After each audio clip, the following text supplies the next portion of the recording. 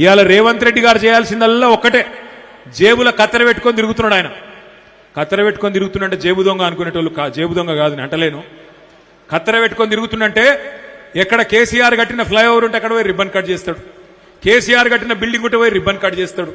ఈయన సీఎం అంటే cutting master, రిబ్బన్లు cut చేసే కటింగ్ మాస్టర్. ఈయన చీఫ్ మినిస్టర్ కాదు, కేవలం కేసీఆర్ కట్టిన పథకాలకు కార్యక్రమాలకు రిబ్బన్లు కట్ చేసుకుంటూ తిరుగుతున్నాడు. ఇవాళ ఈయన మాట్లాడుతున్నాడు, మూసీ కడతా 1,50,000 కోట్లు ఖర్చు పెడతా అంటున్నాడు. మా ఆడబిడ్డలు మీరు ఆలోచన చేయాలి. అంబర్పేటలో దగ్గర 3-4 వేల ఇండ్లు గులగొడతాడట.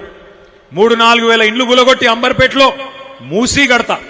నేను అడుగుతున్నా రేవంత్ రెడ్డి గారు, మొత్తం పని కేసీఆర్ గారు చేసింది కదా. శుద్ధి కేంద్రాలు కట్టినాం, బ్రిడ్జిలు మంజూరు చేసినాం, గండిపేటకు నీళ్లు తెచ్చే సౌలత ఏర్పాటు చేసినాం. నువ్వు చేయవలసిందల్లా ఒకటే, 2 దిక్కుల మూసీకి మంచిగా బందోబస్తుగా రోడేసి, అందులో ఏమన్నా చిన్న చిన్న ఆక్రమణలుంటే కేసీఆర్ గారు కట్టిన డబుల్ బెడ్రూమ్లే ఉన్నాయి, అవి వాళ్ళకిచ్చి మెల్లగా వాళ్ళను బుదిరకిచ్చి దగ్గరుండి జర్ర పని మంతుని లెక్క పనిచేస్తే 1,50,000 కోట్లు కాదు 16,000 కోట్లలో ఒడగొట్టచ్చు కథంతా.